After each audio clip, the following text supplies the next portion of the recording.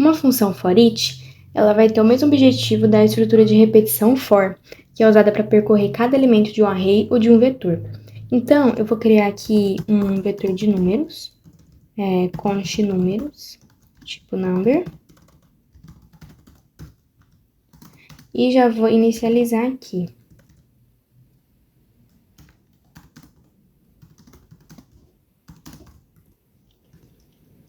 A estrutura de um for each, primeiro nós colocamos o vetor, chamando essa função for each, e depois passando uma função, uma arrow function, como argumento dessa função for each. Então, é isso que nós chamamos de função de callback, que é o quê? É uma função recebendo outra função como argumento. Então, essa função arrow function, quem vai executar vai ser a função for each. E esse número aqui vai representar cada elemento do vetor. Então, aqui eu vou colocar o que essa função for each vai ter que fazer para cada elemento, que vai ser mostrar ele. Aqui não tem esse parêntese, coloquei um a mais. Então, essa função, primeiro, ela vai pegar o número 1 e executar o que está dentro da função, que é o console log, e assim por diante. Então, depois que mostra o número 1, vai mostrar o número 2, depois o número 3, e assim por diante. E a função for each não possui retorno. Caso essa função tenha apenas uma instrução, como é aqui no caso, que ela apenas mostra o número, nós podemos remover as chaves para simplificar essa função. Então, vai ficar números, ponto, for each,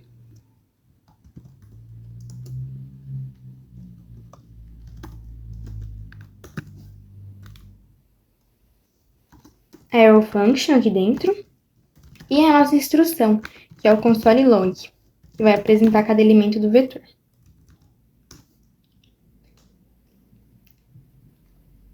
Agora, por exemplo, se eu precisar mostrar o número e o seu índice, eu posso passar o índice por parâmetro com o nome index. Então, números.for each, a função de callback como argumento, um número e index,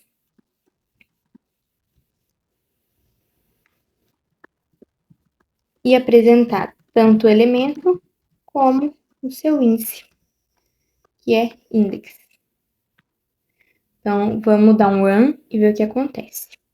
Então, aqui primeiro, ela mostrou 1, 2, 3, 4 e 5, nessa forma mais tradicional. Depois, na forma mais simplificada, onde nós tiramos as chaves, ela também mostrou do 1 ao 5 todos os elementos do meu vetor. E nessa última, ela mostrou o número e o seu índice, lembrando que os índices começam na posição 0. Então, 1, posição 0, o número 2, a posição 1, e assim por diante, até acabar os elementos do nosso vetor. A função filter, ela também recebe uma função de callback, que é a nossa arrow function, por parâmetro da função, como no for each, e ela vai receber ali o elemento do vetor. A partir dos elementos do vetor, a função filter vai servir para separar, para filtrar e selecionar apenas alguns elementos do vetor. Por exemplo, é uma função que selecione apenas os pares, que filtre apenas os números maiores que 3, por exemplo. Então, essa função de callback, que é passada por parâmetro, como argumento da função filter, ela deve retornar um valor verdadeiro ou falso, se aquele elemento vai ser ou não retornado. Então, vou criar aqui uma função filter, da mesma estrutura do for each até então, que eu vou passar a função de callback, chamar de item.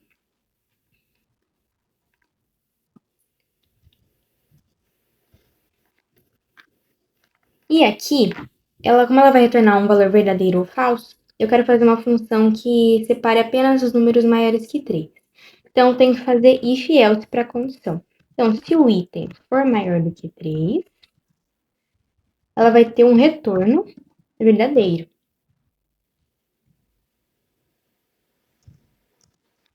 Se não, retorna false. E o que acontece aqui? Se o retorno dessa função for verdadeiro, esse número precisa ser armazenado em um novo vetor, um vetor resultante dessa função, para que a gente saiba quais são esses números que são maiores que 3, para que essa função cumpra o seu propósito. Então, eu preciso armazenar esses números em um vetor. Então, eu vou fazer com que uma variável que vai ser um vetor, não é uma variável simples, receba essa função. Então, eu vou criar aqui uma variável constante, chamada números maiores que 3. E aí, só se o elemento for maior do que 3, em que o retorno for verdadeiro, ele vai ser armazenado aqui nesse novo vetor, nessa variável que é um vetor. Se ele for falso, não é armazenado e passa para o próximo número.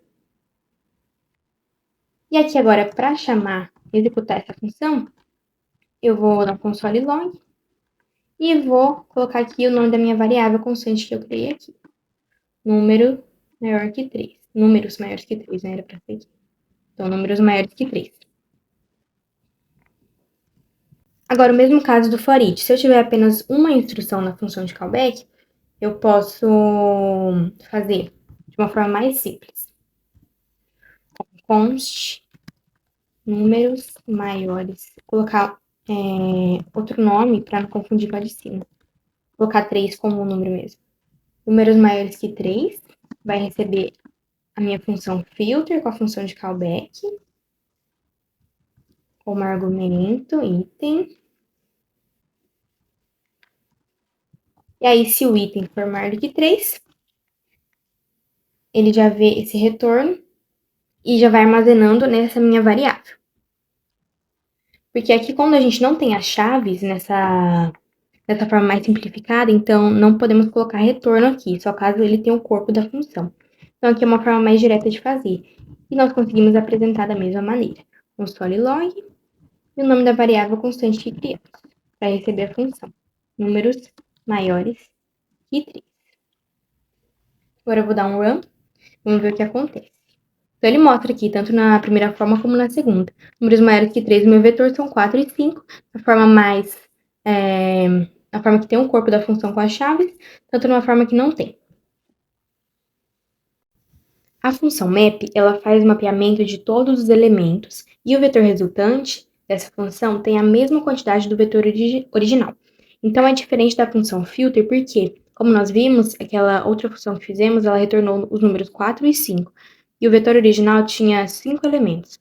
Mas a função map, ela retorna um vetor de mesmo tamanho do vetor original. E nessa função, dependendo da condição que foi estabelecida, alguns elementos podem ser alterados. Então, vamos fazer uma função map que multiplique cada elemento do vetor por 2. Como seria isso? Se essa função tem retorno, nós temos que armazenar esse retorno em um novo vetor. Então, vamos criar aqui uma variável const, que não é uma variável simples, mas sim um vetor novo, chamada de resultado. Vou chamar aqui a função map a partir do meu vetor de números, passar a função de callback.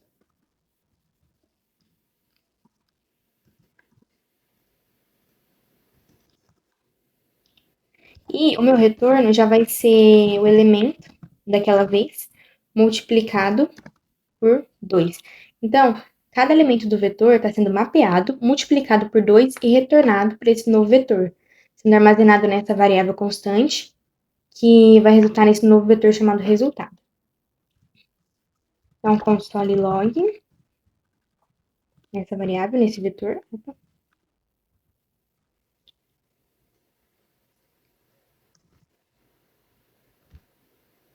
Então, fica aqui 2, 4, 6, 8, 10. Ele multiplicou cada um por 2. Então, 1 ficou 2, 2 ficou 4, e assim por diante. Podendo ver que a quantidade de elementos do vetor continua a mesma do vetor original. Agora, se eu quisesse que só, por exemplo, os números maiores que 3 fossem multiplicados por 2, como eu faria isso? Então, a mesma estrutura inicial, vai mudar o corpo da função com a condição que eu quero, né? Vou chamar de result, para não dar interferência na outra função que eu criei.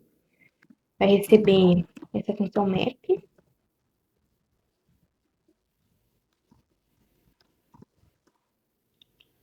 E aí, se o item, o elemento da vez, for maior do que 3, aí ele me retorna esse item multiplicado por 2.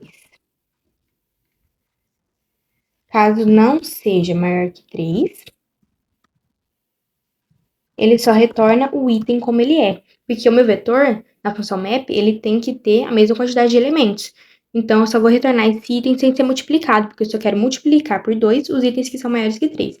Então, se esse elemento da vez não for maior do que 3, eu simplesmente só retorno ele como ele era anteriormente. Vamos ver o novo vetor. Chamar aqui no console log, variável result. Então, aqui o que aconteceu? O 1 é maior que 3? Não, então ele continuou sendo 1. O 2 é maior? Não, então continuou sendo 2. O 3 também continuou sendo 3. O 4 e o 5, que eram maiores, foram multiplicados por 2 e armazenados aqui também, assim como os outros. Então, ficou 4 vezes 2, 8, 5 vezes 2, 10. A função reduce, como o nome já diz, ela reduz os elementos do vetor em um único elemento, em um único valor. Então, ela precisa, primeiro de tudo, ser armazenada em alguma variável. Então, vou criar aqui uma constante para somar todos os elementos desse vetor, como um exemplo aqui. Vai receber essa função reduce. E a função reduce, ela tem dois parâmetros. Que primeiro é a função de callback. Ela vai ter soma e item que é para cada elemento do vetor. E soma vai ser o acumulador, né? Para a gente saber qual que é o resultado final, qual que é a soma de cada elemento do vetor. E o seu segundo parâmetro é um valor inicial para essa soma, para esse retorno de soma. Eu vou começar com 0. Mas 0 porque é soma. Se fosse multiplicação, por exemplo, nós teríamos que começar com 1, porque senão o valor sempre daria 0, né? Porque cada número multiplicado por 0 sempre vai ser 0. Então, como é que vai ser esse retorno dessa função? Nós vamos retornar o valor da soma mais o item. Item é cada elemento do vetor. Aí, o que acontece? Já que essa soma começou com 0, quando ela for somada com o primeiro item, que é 1, essa soma vai passar a valer 1. Depois que for somada o 1 com o 2, essa soma vai passar a valer 3. Depois, esse 3 com o próximo elemento, que é 3, vai passar a valer 6. Assim, até acabar todos os elementos do vetor. E aí, aqui, eu posso chamar, para ver o valor total, com o console log, com a variável que a gente criou para receber essa função, que é o soma elementos.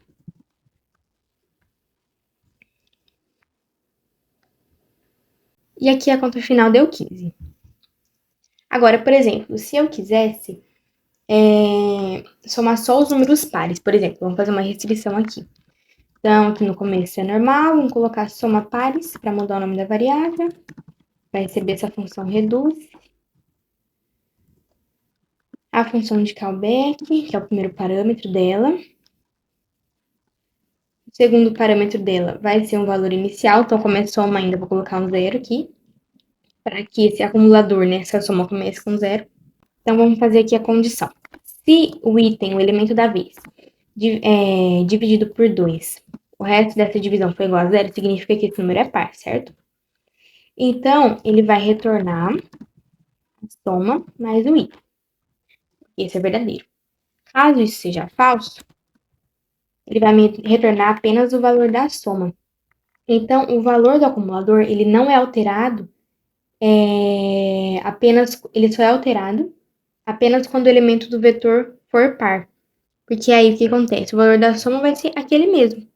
Por exemplo, se aqui começou no 1, então ele já viu assim que esse número não era par, porque 1 é ímpar. Então a soma continua sendo 0. Aqui o 2 já entra como par. Então a minha soma está valendo 2. Aqui agora é 3. Não vou somar nada, porque ele é ímpar, então a soma ainda está valendo 2. Agora quando é 4, a soma passa a valer 6 e assim por diante. Então, ele só vai retornar o valor da soma com o item quando aquele número for par. Se for ímpar, a soma continua valendo o valor que estava antes. O valor dela não é alterado. Vou chamar essa função para a gente ver como que ficou. Aqui antes eu só vou formatar o código para deixar ele identado sempre. Agora eu vou executar o código para ver quanto deu a soma dos pares. Ficou 6, porque os únicos números pares que eu tinha eram o 2 e o 4 e apenas eles foram somados. Os outros números não alteraram o valor do meu acumulador, que era a soma.